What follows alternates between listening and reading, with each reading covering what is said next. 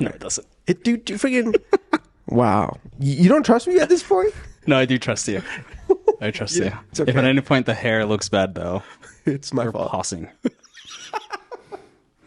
Welcome back to another episode of Reel Chums. We're chatting about movies, feels like hanging out with friends. I'm your host, Marcel, and with me as always is my co-host, Danny. This week we are kicking off our series of rom-coms and romance movies with the 2009 film The Ugly Truth, directed by Robert Lukatic, written by Nicole Eastman and Karen McCullough and Kirsten Smith, starring Katherine Heigl, Gerard Butler, and many more. They're actually pretty great. It's actually a larger cast, like larger than what you normally expect from like a romance movie. For sure. Well, before we jump into our movie today, we just want to remind you to please subscribe wherever you get your podcast. Make sure you turn on your notifications so you never miss an episode. To join the conversation, though, follow us on social at Reel Chums. And if at the end you enjoyed this episode, we'd love it if you actually shared it with a friend, one friend, just one. One. It would really help us get discovered because you shared it with one friend. And then next time they'll share it with one friend. Sharing is caring. Sharing is caring. Yeah. Roll that intro.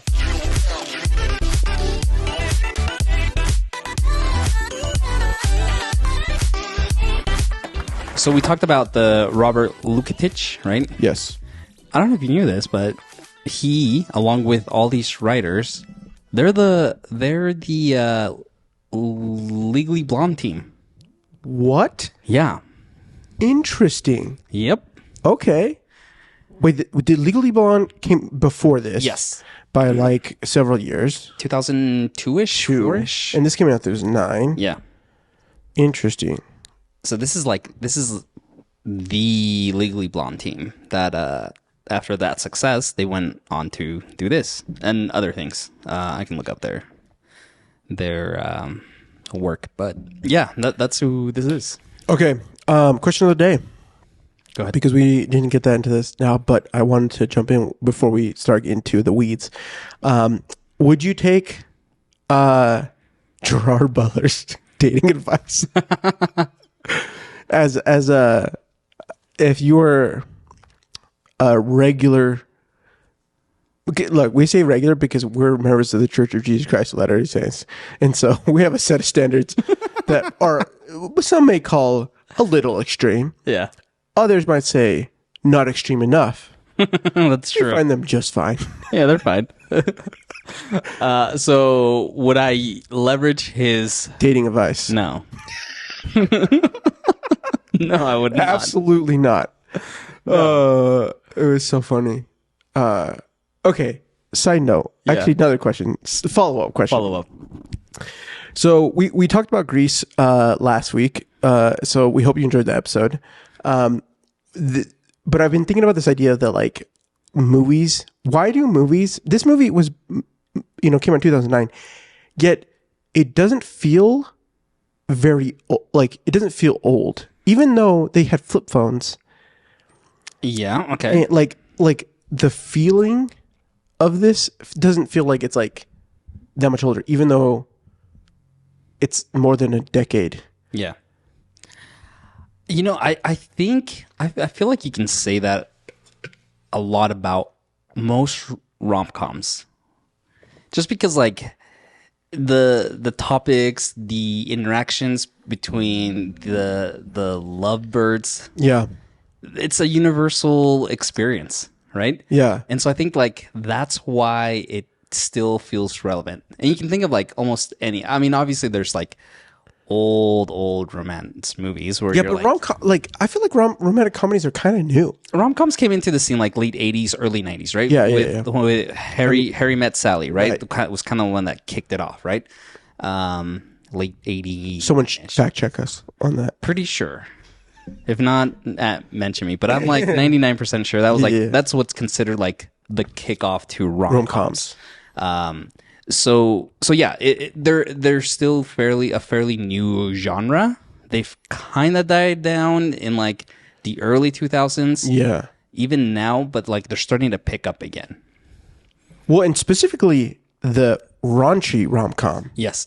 Which is what, and I kind of wanted to kick this off because with this The Ugly Truth, you never saw this movie. This was during your blip. This was during my blip. Yeah. And if you don't know about the blip, please check out episode, I think 4. I think Maybe maybe 4 or 5. We gotta create a catalog. We gotta create a catalog so we know when to reference stuff. Anyways, the blip is where we have a 2-year mission. Speaking of church, we served 2 years for our church, and ends up we end up missing 2 years worth of movies. So we call everything pop culture. Everything pop culture. Everything pop culture. So we have we call it the blip.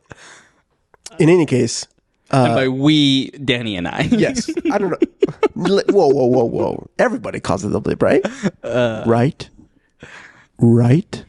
Okay. But yeah, this was during my blip, though. And I'd seen like posters for it. I know Katherine Heigl was like leaving Grey's Anatomy during this time, really becoming a lot more popular. Yeah. Gerard Butler fell into kind of like He had this was a weird time for him. Yeah. It was before he kind of decided that he didn't want to be like the pretty boy. Not necessarily pretty, but like this like... He did a couple rom-coms, hasn't he? He did one with Jennifer Aniston. Yeah. The Bounty Hunter, I think that one was. Yep. That one was pretty decent. I remember watching it. I was like, yeah, this is entertaining. This is fun. So like, because he went from... I think this is like... I've been listening to Arnold Schwarzenegger's book. Uh-huh. And he was known only as action movie. Yeah. I think there's this moment of like action in like actors that end up wanting to do more comedy, and like a rom-com is a great place to go with because it's like safe. Yeah. Because it's like maybe the eye candy. I don't know. Do you know what I mean? Because like. Well, I also think like it really opens them up to a whole new... Yeah, I think, like, we get How to Train Your Dragon in 2019, or not, the first one came out in... Obviously, in 2010, a year later. Okay. So like, he did The Ugly Truth and Gamer. Have you seen Gamer? Gamer? I don't think so. Oh, that one's good. Gamer. Dude, yeah, it's super good. It's a very interesting concept. We'll have to do that one when we do dystopian movies. Gamer. Yeah, dude. Okay. How many times are you going to say gamer? I've never, like... This is during your blip, so... Anyways. It doesn't have good ratings, but we'll watch P.S. I Love You. P.S. I Love You, that's right. But that one's more of a romance movie. No, that's... Nah. I've never seen it. I hear incredible things. It is absolutely amazing. I hear that I will cry my heart out. You will. Let's jump a little bit into this let's movie. Just get in the weeds, because I can't believe I spaced... That he's no, I know that he's in P.S. I Love You, but I don't think about it often because then I know it's just really good and you do cry. The movie's phenomenal, bro. That's what I've heard. We might have to end the month with that one. I don't know if I want to cry though. No, yeah, let's do it. Well, we'll assess. We'll you'll find out. Let later. us know, listeners. Yeah, please. Right now. Next week we're doing The Wedding Singer, which was highly requested on YouTube. Shout out to you. From a couple of our listeners, actually. Yeah. So this one's coming. Yeah. So if you want us to do P.S. I Love You, we will do it. Okay. So your experience with this movie. Yeah. Tell me. Look, so this was the year before I graduated. It was my junior year of high school. I decided that I didn't care if I watched rated R movies. That was kind of a big deal. Not for me, but like for like a lot of my friends or whatever. Yeah. And I decided like because of 310 to Yuma. Okay. You saw that one. I saw that one around the same time. And at that point I decided, you know what? Look, life is too short not to enjoy movies because of obviously I still try to, take into account if people are like, no, this isn't worth it, go from there. But there are a lot of great rated R movies like 310 to Yuma or whatever. If you're like someone who's like on the fence or whatever, that when VidAngel came out, it was like a big win for a lot of people who didn't were like hardcore no on like several things. Yeah. Right. In any case, I loved Katherine Heigl. Thought she was a babe. So I went and watched this and that was hilarious. As a junior, what is that, like 16, 17-year-old? 17-year-old, yeah. That was hilarious. Just because it was a funny premise. As like adults acting like... It was funny because like rewatching it this time, especially coming from Greece, I felt how much less icky this felt than Grease did. Because Grease is like, all of a sudden she's changed for this guy. Yeah.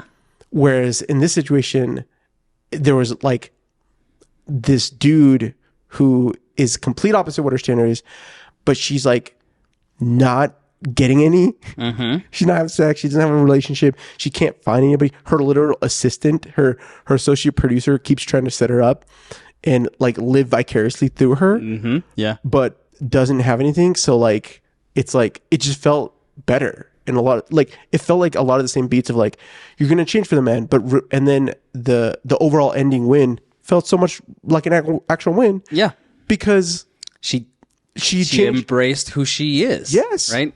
She accepted who she was and she found someone that also accepted her for who she was. Yeah, freaking Grease, man. Freaking Grease. Anyways, I don't know if you thought about that, but I the whole time I was thinking about it. But this was your first watch. This was my first watch. Have you revisited this since the first time? Yeah, I think I've watched it a couple of times. Okay. Since, just because it's a great, rom-com. Yeah. I actually thought it was gonna be like going to. I was a little worried because it was like it's a raunchy rom-com, and I was a little worried. But it just swears a lot. There's the butt scene for the neighbor. The butt scene with the when she's like he comes out of the shower. Oh yeah. That's such a great. I loved that scene. Yeah, that was good. That's pretty great. Anyways, let's probably wait. Do you want to do the brief summary, or do you want to do it? You tell me what your initial thoughts were, and then do the brief summary. Okay, so my initial thoughts. So again, this is my first time watching it. I think I told you it took me like 2 attempts. To like start it. Yeah. Because I watched the trailer and I was like, I don't know, this is not. You just weren't feeling it. I just wasn't feeling it. I just was like, this is not for me. Even though I've had the mindset that we're doing a whole month of romantic comedies or romance movies, I was just like, I watched the trailer and I'm like, I don't know about this. No, was it the movie or was it the genre? Was it just like I'm not feeling like watching rom-coms right now? I think it's because you told me you went to Daredevil. I did end up watching Daredevil, which I'm on episode 4 right now of season 1. I forget how good Daredevil is. Yeah, I did end up watching Daredevil instead. I think it's a combination of I don't know that the trailer like did it for me. It didn't. Okay. 1. Second, I don't like Gerard Butler in like rom-com movies. Okay. 1. And third, okay, Katherine Heigl, I've only seen her in like one thing, which was The Killers. Interesting. With Ashton Kutcher. Yeah. Hated that movie. Yeah, it's genuinely hated it. And ever since, I don't think I've seen her in anything else. Well, tell me, like... I'm trying to think. I'm like, she... I'm not... I don't have time to watch 35 seasons of Grey's Anatomy to know where she's at. No. One for the Money, no. The Nut Job. 27. Oh, she was in Knocked Up. That was another. The Big Wedding. New Year's Eve. I think I saw that once. Yeah, I don't know why. I haven't seen 27 Dresses. My wife tells me that it's good. It's actually pretty good. I think that's where I knew her from. So like, I knew her from 27 Dresses. I didn't know her from Grey's Anatomy. So like, I've never been like a Katherine fan. Not because she's bad. I just never been exposed to her. Yeah. So that, and I was just kind of like, I'm not feeling it. So it took me like 3 attempts to finally watch it. I thought it was okay. It wasn't. I'm going to tell you right now. I think my biggest complaint, I don't see the chemistry between the 2 leads. Interesting. I don't see it. That's okay. I mean, I could see why you see that. But again, it could be just like my not fan for both those individuals. Yes. Yeah. I felt when I remember watching the first time. So I do actually remember the trailer. That the trailer did not. It felt very salesy after watching the film. Mm-hmm. Right. It doesn't quite match the tone of what the whole the actual show is. Yeah. At least that's what I remember. But so a quick summary. Give it to me. Summary. So you have a TV producer, a very uptight TV producer, who is in charge of a morning show. She's then forced to take a new segment, a hosted segment by this misogynistic individual, who then he helps her try to find a date and get guys to go out with her because she is so uptight. A guy. And from there, feelings sprout. Good. That's it. That's it. That's all she wrote. Let's tackle a couple of things here.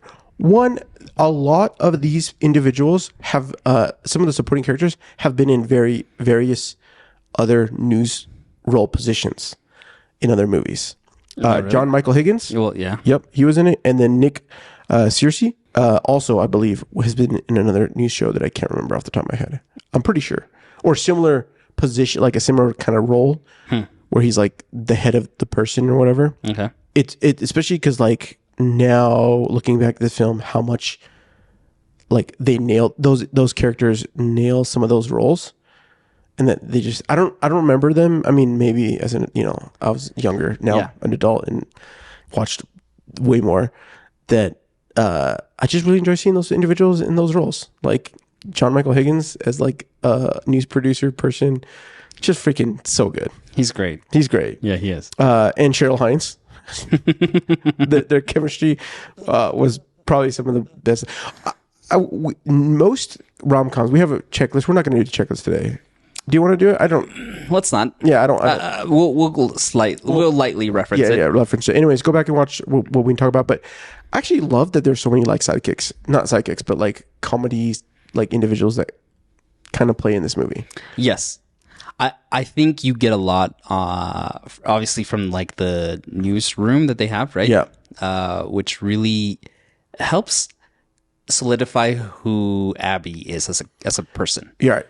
And I think starting it off with her getting ready, seeing her in her element at work, right? And just how bang, bang, bang, like she is, how professional she is, and like she gets things done. Good for her. Like everyone, like this whole news segment relies on her as the producer. Right. And then we hear of her assistant like getting her prepped for this date. And when we finally see her go on the date, and just seeing like the train wreck, the complete opposite, like her confidence from having been at work to now being on a date and having to rely on notes. Yeah. So it's great. It is great. I think sometimes now I remember watching this the first time and I remember thinking how much, well, let me ask this question. What was your first initial thoughts? I mean, granted, we know now that Katherine Heigl is not that it's not your favorite, but she's just not someone who you're very like accustomed to seeing on screen or whatever. Yeah. What was your initial thoughts after that scene? After seeing those two situations, what was going through your head? I think what went through my head was, okay, I know who she is. I know that that the guy is the Gerard Butler's character is going to kind of loosen her up and try to get her to break out of her shell and embrace more, I don't know, less rigid lifestyle and try to help her kind of be more loose. Okay, one quick caveat, maybe context that I want to give, because at the time when I first watched this, in like I think I've seen it one time since. Okay. No, I've seen it a couple times, but I'm trying to think of like since I worked in news, because I worked 2 years in news. That's right. And let me just tell you, morning lifestyle news producing is a freaking chore. Oh, I bet. Right. Not only are you producing the 9 a.m. show, which is the like lifestyle or morning variety show, or not, but like the wake up sort of whatever. You're also producing the like 6 o'clock, the usually 5 o'clock, 6 o'clock, and then like the 7 o'clock with maybe one other person as an associate producer or some kind. Usually 2 people, but that other person's also prepping for the beginning of that. And there's always like live segment. You have your live segment, you have a special guest coming on, and the whole kick and poodle. So you have to wake up at like 4? No. You wake up like at 2. I mean, if you're a female, you're waking up earlier because you're either going to makeup and you have to do makeup and hair, or you are like, if you're executive producing or you're like doing, or like the head producer, you've got other things you're trying to prep stuff. And if you're in a big news market or like a bigger, like a town, you might have even more stuff. Yeah. Or if there's like a breaking news situation, like you also have to show up for that, right? She obviously wasn't necessarily in that situation, but those individuals very much have a very rigid lifestyle. Yeah. If you've seen the morning show, very similar situation. Oh, okay. Jennifer Aniston's character, they've done it for years, but she had a very rigid. She had like a super specific schedule with her like husband at the time. Anyways, so I can see I see why they decided to write this character in a news setting. Sure, because she has to control every situation when she's in the newsroom. When she's in the studio, yeah. Right. And then her life outside of that is either finishing up prep work for the next show and then trying to have some sort of lifestyle, but then have to wake up really early to go do the show, which they didn't touch on, which is totally fine. But in any case, I thought I was pleasant. I enjoyed realizing how much that played into the character. Okay. Yeah. And added to the fact that like that's why she is as good as she is. As good as she is. No, that makes sense. Okay. No. Going back to the supporting cast. Yeah. Another criticism I have. Yeah. I felt like Mike, Gerard Butler's character, lacked that. He 100% did. And lacked it to a detriment for me to like his character. Ooh, I think that I can see why you say that. Because we twice. There's only 2 scenes where his nephew, right, where he interacts with his nephew. 3 times. When he's at the house. So there's 2 situations where he's at the house, right? Or no, there's just the one where he comes in and the son and the nephew's telling him. Yeah. And then when he shows up at set. Yeah. Oh, okay. You're right. And like I know, like we're hinted that he doesn't believe the stuff that he says, right? Right. But then at the end, like he opens up and he's like, "No, I am the way that I am because of all these horrible relationships that I've been at." Blah blah blah.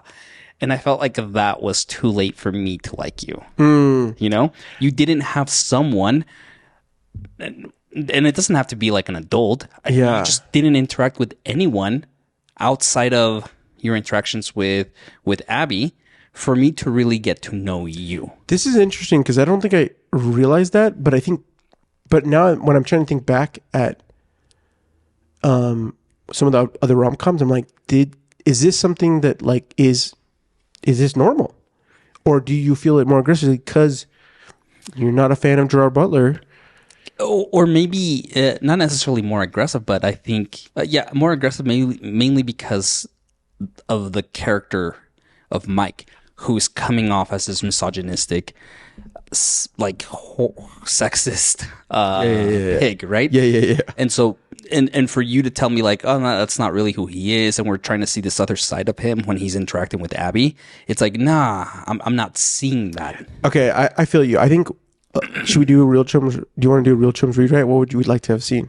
I think I would have loved to give him a friend. Yeah. Or you have the sister there. Right? You have the sister. Why not include her, even if like in like phone call or some kind of calls, or like when he's coming home and like, oh, I was out with my producer. Oh, well, what is that? Right? Like, give me some substance into who he is, or even a line of like, of where the sister can say like, I know in the past you opened up and you got hurt, but just pursue it, or whatever it is, right? Like, you know what I think I would have loved to seen? I would have loved to have seen this insertion in that, like him helping her land Colin, the doctor. Yeah, the doctor. So he's helping her win Colin over, and they go to the ball game and they have like a couple other like moments, like the scene after, like she's like, "Thank you so much," and then he like is bummed. He's like sad. Yeah. I would love to have seen like just a scene. The next scene is him talking about it with his sister. Yeah. Like just that one scene, I think could have really helped. Like you said, maybe add that window into who he really is, right? And I think, I mean, if we look back at even some of the rom-coms that we've done in the past, so like While You Were Sleeping, right? Bill Pullman's main character, right?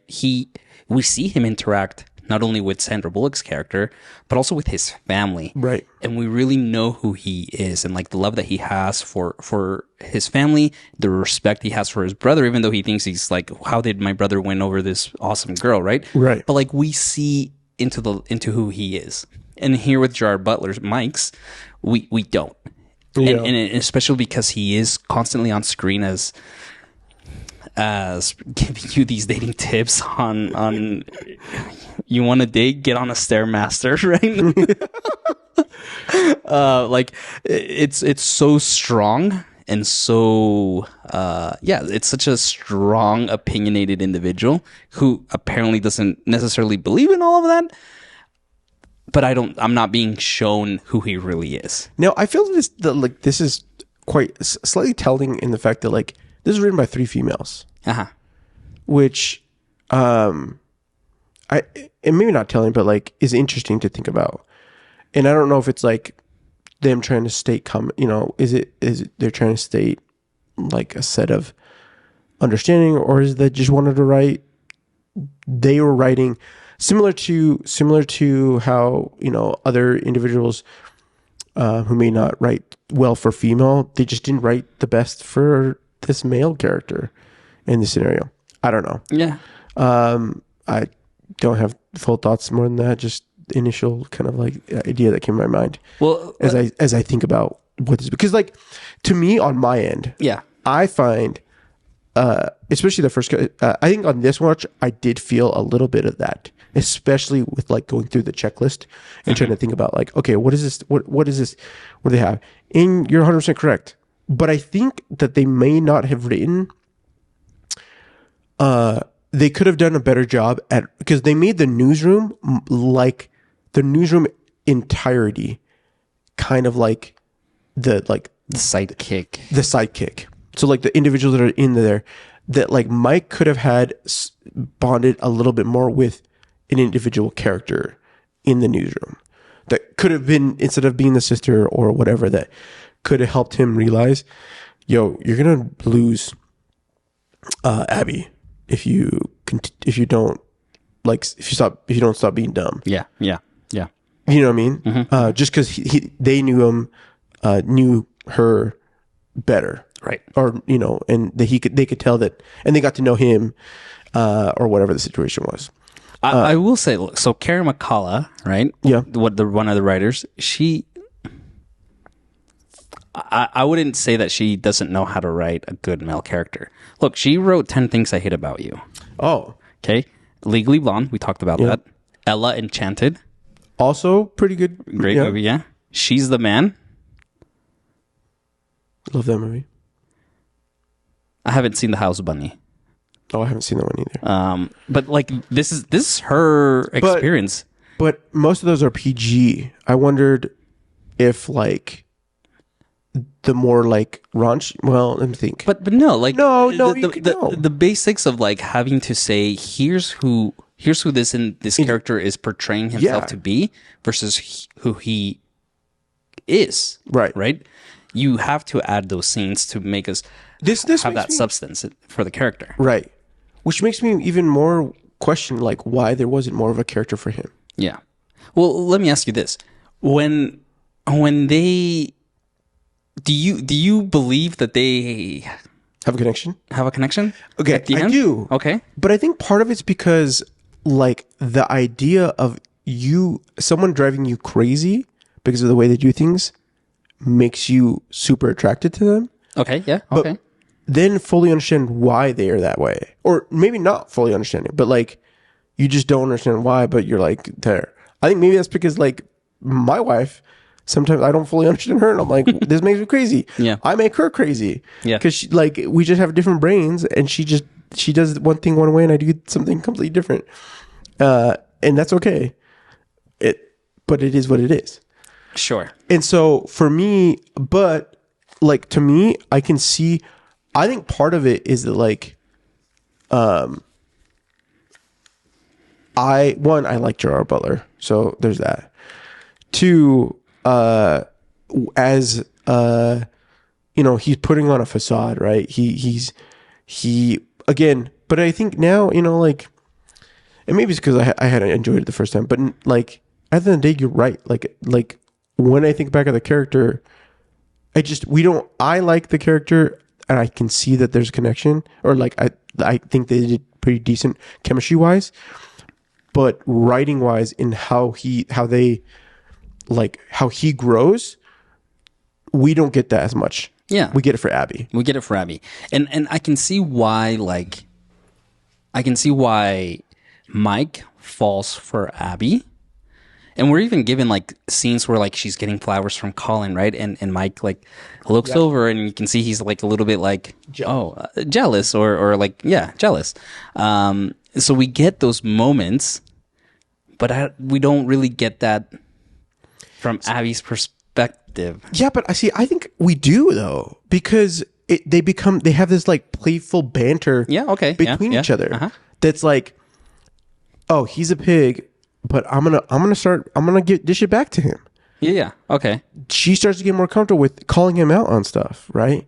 And playing along with understanding that like this is a game, and like coming to maybe like realizing that she some of the things he has said in being maybe too critical, too controlling, or whatever, is something that she might need to work on. Yeah. Right. Now, obviously, she's falling because she wants to have this. She, in her mind, still for the most of the movie, thinks that Colin is what she wants. Right. Right. And as she starts to begin to realize that like he's doing everything that she absolutely hates, and to me, and the fact that like, I think the other thing is like when the scene when, so, the opening scene that we talk about with Abby in the first date, talking about tap water. Mm-hmm. So like in versus bottled water. Yeah. And then later Mike's character saying, no, just give me tap water. And then to me was just like that small little thing that like clicked in her mind, that all the little things that she was experiencing with him were genuine, and that maybe she's realizing in her mind that like she had misjudged him. Yes. Okay. Yes. True. That is true, because that was the moment where like she has the smile and she acknowledges, and then later, right, 10 minutes later, she confesses to Colin like, I've been making up who I am. Like, yeah, I like to criticize you, right? I was editing your speech the entire time. Exactly. You were doing it, right? And so like, I think that moment is that realization for her. Like, these moments that I've been having with Mike are genuine, are sincere, are real, right? Versus what I've been doing with Colin. But I just felt like, at the same time, like, because we don't know who Mike is, I still at the same time feel like, why are you falling for Mike? See, and I don't think you have this moment, but she's not falling for him. There you go. I mean, okay, well, sure. Let me they make out in the elevator, but she falls for him enough to make out. Okay, to confess to Colin, to go and after him and say, "Hey, I had no idea that he was coming." So you're right. I think for me, see, I guess she is falling, and she falls hard. So I think your argument is that like you don't understand why she falls so hard. Yeah, for Mike, when she doesn't really like. You feel like, what is it that you feel? What is it that I feel like? Yes, there is this playful banter between them. Yeah. But is that enough?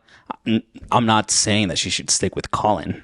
Not at all. Right. That's not what I'm saying. That's but not like, what you're saying. Yeah. You're what we're talking is that like, at the end of the day, is this a good enough movie to want to watch this as like the rom-com you want to watch, because the characters give you that like love is possible. And I think we kind of get it at the end, right? They're in the hot air balloon. They hash it out. He goes on his whole monologue of like, what's wrong with women. She does her monologue of what's wrong with men. Great writing. It was funny, but I just don't know what is it why do you like him? I think part of it is because like, I think I resonate with the fact that not the fact that he's a pig, but like the idea that like you help a girl out, or you help you help a female friend out with advice. And through that helping, you realize that you have feelings for that individual.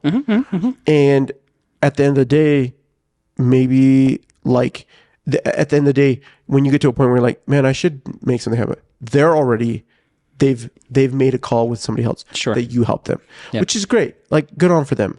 But then it's about like, it's like the one that got away to some individuals, right?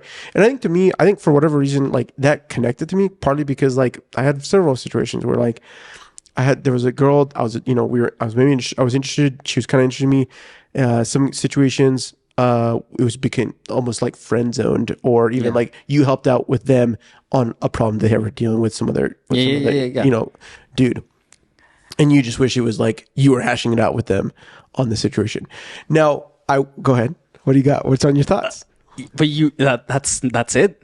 You're explaining Gerard Butler and why Gerard Butler falls for her.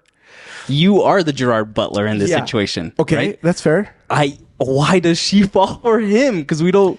But I think this is what the breakdown is. I think the reason why she falls for him is because, to me, in my perspective, she, one, I think the fact that she even lets advice in from him after being called out, and getting hired on to the show, basically taking on a segment and helping her boost her career, even though she thinks he's completely wrong. Yeah. Tells me that, like, to some degree, she like, or not, it's telling us that, like, no, she wants to be able to have a relationship. Yeah. She wants to have a win.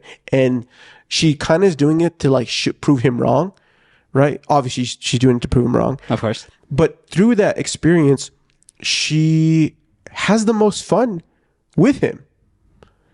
Like, she like does her little, like, her little jumping dance. Yeah. Jumping dance. It's a cute little dance. No, it's freaking adorable. Which I don't know whose idea, if that was written in the script or not, but she nailed it. But I think through those moments, that when realization hits for her, that she's looking at a guy that, because I think part of it is that she, especially in that scene, she was supposed to go on a trip with Colin, and they were going to have sex. And then she was having to go and solve a work issue with the guy that she's like, why do we even care at the end of the day? Right. But when they have this little moment when she sees how, like, she sees a little bit of him for the first time ever. Right. Which I think is, like, I think it's okay, in my opinion, because, like, she doesn't classify him. Now, granted, we're viewers, right? So, like, we want to get more from him. Yeah. But I think she, in the world that they're in, like, obviously she's not spending, other than when she needs him to do the thing so she can get the guy, doesn't see much of him. Right. And so she only sees the other side that is perhaps on camera, or because he wants to be disconnected from whatever.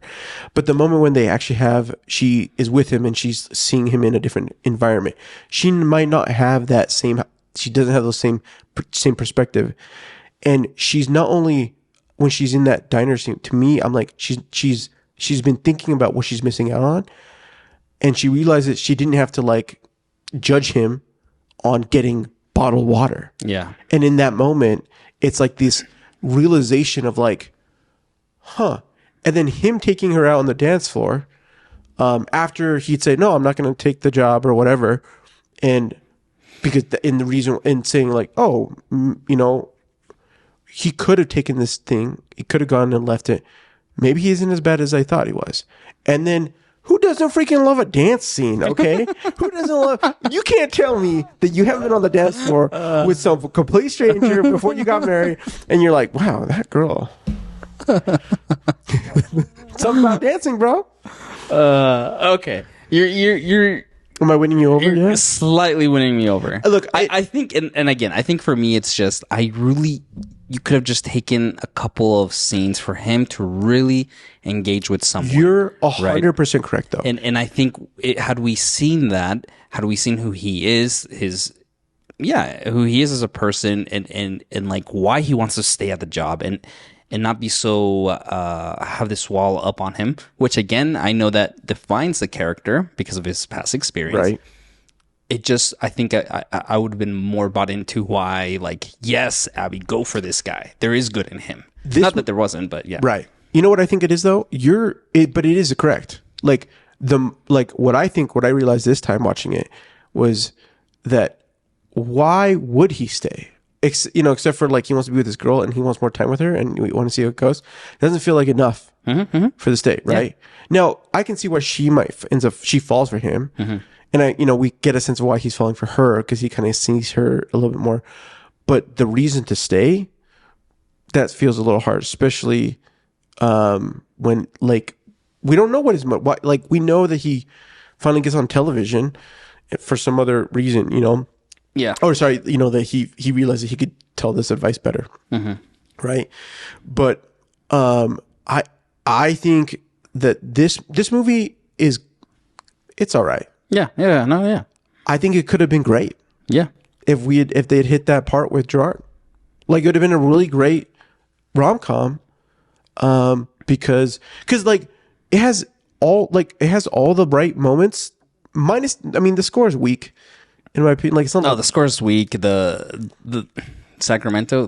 This movie takes place in Sacramento. We don't even we barely get anything of that, right? Yeah, right. Like, but I feel like there's enough character in like comedic situations and like romantic moments, or the romantic moments that are there, even if they're just not even with Mike and they're with Colin and whatever, feels really good. Yeah. And when they land, they're landing well. Yeah. They just, at the end of the day, I think what it comes down to is like, Mike's character just wasn't strong enough to make it to make it say, you know what, I'm going to forego some of the lacking of the bullet points for the rom-com checklist because I just love the win that they have together. Exactly. Especially if you're writing a character who is being portrayed with such strong feelings, you have to show us who he really is for us to buy into him as a person, into Abby wanting a relationship with him, right? Even though you're telling me that, oh no, he's really not like that, and you tell me that at the end, like you have to give me moments throughout the movie to say, this is who Mike is, and here's why Abby should definitely fall. And 2 moments with a little kid doesn't cut it enough for the situation. No, it doesn't. No. Let's go to the dating. Can we just talk about the dating tips? Yeah, let's talk Mike's dating tips. I'm gonna read some of them here for you. Yeah, and I want you to tell me yes, I agree with it, or no, or let's just talk about them. Yeah. Rule number 1: never criticize. Men are incapable of growth, change, or progress. For men, self-improvement ends at toilet training. Never criticize. Dude, I love that when she's breaking up with Colin. Why do you like me? The first thing he says, oh, you never criticize me. That is the first thing he goes for. It's a good payoff. It is a good payoff. It's small though. Yeah. I don't think I realized it until just now when you said it. Yeah. But it's really good. It's funny. When he said this line, I was like, I rolled my eyes so hard because I'm literally the guy. I was like, oh, well, what can I do better? I'm like, no, yeah. I'm like, freak. I'm always trying to say, well, let's see. I do dishes. I'm help, how about dinner? Help put kids to bed. I'm trying to I'm ChatGPT therapy. ChatGPT therapy. Because I don't need to pay for a therapist anymore. I can just chat GPT. Pretend you're a therapist. How do I be more? How do I listen better? So good. Rule number 2: laugh at whatever he says. A fake laugh is like a fake orgasm. I'm not gonna lie, that's a freaking killer line. That is a good line. A fake laugh is a killer, and I love the jokes that they did with this look. Killer. Good setups and good payoffs. Yeah, the punchlines on these. The punchlines are really good. Are really great. Rule number 3: men are very visual. We have to change your look. You are a very attractive woman, but you are completely inaccessible. You're all about comfort and efficiency. What's wrong with comfort and efficiency? What's wrong with comfort and efficiency? That scene was freaking. I'm not gonna lie, that was a freaking hilarious scene. Do you like a good? And I know this is kind of a trope, especially like with like high school movies. But do you like a good man does a makeover on a female? Dude, I think it's just so funny. it's like that would never happen. Like, I mean, the absurdity of it all. A heterosexual man is like, if you're a heterosexual man right now and you've done this to a girl, please, I don't believe you. I think you're lying. Anyone who says that, you're completely lying. If you're a female and you're listening to this and you've let a heterosexual man do a makeover for you, what the hell? Message us, please. I want to know the details. Who's out there doing this? Who's out there doing this? It's a good sequence. It is fun, yeah. Next, one of the other ones, he says, length is very important. We need short enough to see some thigh, but not so short. I know. Dude, a lot of this came in that one scene. Jeans are all about the curves of the ass. Yeah. Rule number 4: never talk about your problems. Men don't really listen or care. Some men pretend to care. That one's really funny. Khalid cares. You know what I thought about? It's not about the nail. But I'm like, it's always about the nail. No, it's, you know. I think this is my favorite one. We have to do something with your hair. A ponytail implies you are either operating heavy machinery or emptying the litter box. Neither of those things inspires an erection. Oh, dude, I just think that the writers, they just had too much fun. They had a lot of fun. I would love to see like what other stuff they had on the board. They're like, no, that's too much. That's too much. Funny, but we can't put it in the movie. Listen to you desperately asking me if you sounded desperate. You have to be two people: the saint and the sinner, the librarian and the stripper. It's like shit. No, that's good. And of course, his classic, you want a relationship, then here's how you get one. It's called the Stairmaster. Get on it and get skinny and get some trashy lingerie while you're at it. Because at the end of the day, all we're interested in is looks. And no one falls in love with your personality at first sight. Oh, so good. Honestly, dude, that scene where she calls in to him is pretty killer. It's very good. I think the meet cute. That's the meet cute, and it's solid. I wrote about this in my notes. I said Mike's introduction continues to highlight Abby's character, but it does an efficient way of introducing us to Mike, who he is, and where this story is going to lead us to. Yeah, it's really good. It is really good. Like, also, like, that time is like that did feel aged a little bit. Well, tell me why. I have thoughts on this. Oh, I think part of it's because late night television, late night like trash television. No, I mean it probably does exist, but I don't like.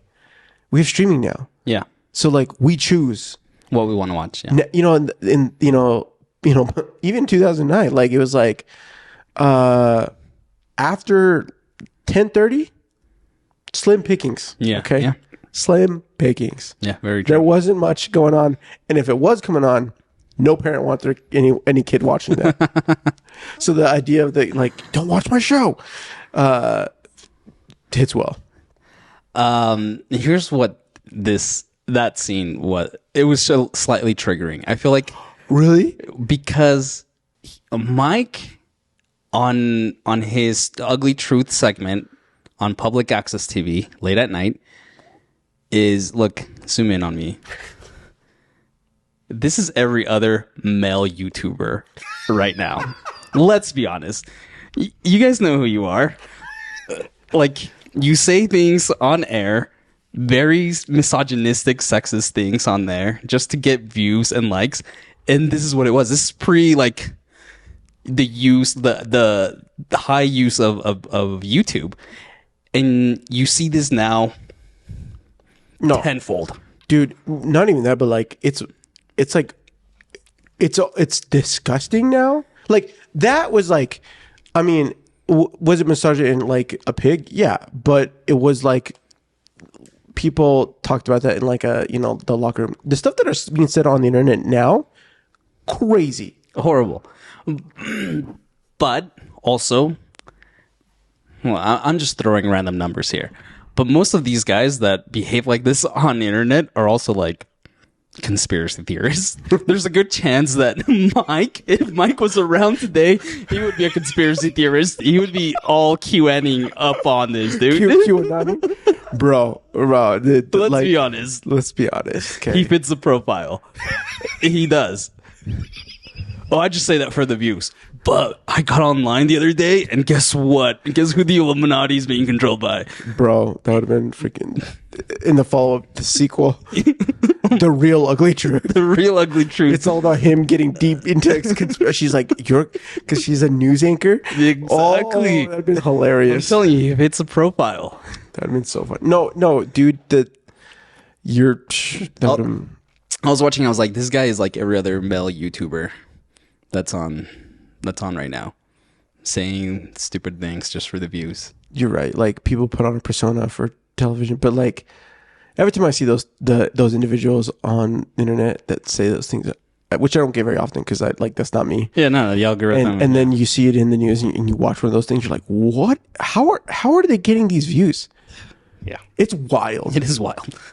I think that's probably the truth, that like that probably ages the most. Like he's just talking and he's getting these numbers, but the fact that they're talking about rating stuff and like how much of he'd probably get canceled. No, he wouldn't. He wouldn't get canceled. No, he would probably go to he would get whatchamacallit. He would get probably like fired from that network, and then the next day get picked up by what's one of those stupid social truth social or whatever, one of those stupid networks out there. We're gonna get hated on so much. You know what networks I'm talking about. Yeah. Oh, I'm so glad I brought that up. Okay. Favorite scene, favorite moment. We talked about some of our favorite tips from Mike. From Mike. I don't know. I honestly, I love I think the meet cute. No, I like the dance. I like the end scene when she like realized she has her aha moment. It's I really like that scene. It's great. Yeah. I really had a good time with the meet cute between her, Abby, and Colin. I don't know. I just wasn't expecting it. It's freaking great. It was good. How the cat gets out, she climbs the cat, sees him taking a shower. He's friggin' ripped. And of course she's like, oh wow. Like she's just saying out loud what she's thinking. And then for her to fall, he comes out, the towel falls, and it's just right on her face. And her face is freaking killer. So funny. I just love in any rom-com when a character is put like in just the most uncomfortable setting and you just let them be there. I know. And that one did it for me. It was good. It was funny. It was great. I had a good time with it. I don't know. It's overall on our ranking of rom-coms. I give this a 6. Yeah, that's what I have it at. Is a 6. A 6. Like, I do think, like you said, this could have been a really great rom-com. This could have been a really good rom-com. I think had you fleshed out Mike a little bit more. For me, I just didn't feel a chemistry between the two. And yeah, I think I mentioned this at the end. This is the same year that the Proposal came out with Sandra Bullock and Ryan Reynolds, which it feels crazy to me. They feel like, that movie feels way more polished than this one. A lot more polished. And I'm like, with the team like that they had, what happened? Yeah, what happened? No, I love The Proposal, and maybe we'll get to it this season. Sorry, this is really random. I wonder if they were competing studios. They probably were. But The Proposal is not a raunchy rom-com. The Proposal is just a regular rom-com. Yes, but whether it's raunchy or not, there are basic elements that you need to hit in character development. And not just in character development, in like a relationship development, because you're doing a rom-com. Yeah. And I just feel like this movie missed the mark there.